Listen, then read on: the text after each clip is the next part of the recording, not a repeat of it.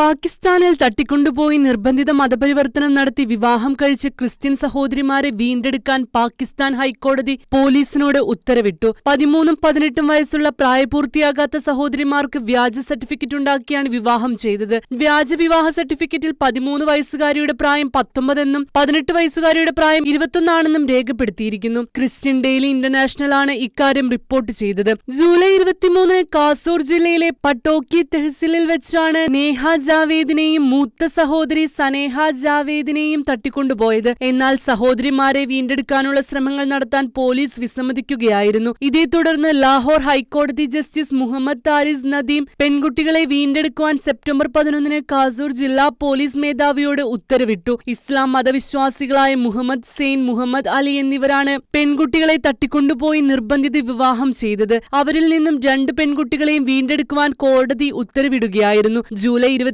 കുടുംബം 2 മുറികളുള്ള ക്വാർട്ടേഴ്സിൽ ഉറങ്ങുകയായിരുന്നു. സെയ്നും അലിയും അജ്ഞാതരായ ചില കൂട്ടുകാരോടൊപ്പം അവരുടെ വീട്ടിൽ പ്രവേശിച്ച് മാതാപിതാക്കളുടെ മുറിയുടെ വാതിൽ പുറത്തുനിന്ന് പൂട്ടി പെൺകുട്ടികളെ തട്ടിക്കൊണ്ടുപോവുകയായിരുന്നുവെന്നാണ് ക്രിസ്ത്യൻ ഡെയിലി ഇന്റർനാഷണലിന്റെ റിപ്പോർട്ടിൽ പറയുന്നത്. International desk, Shekinah news.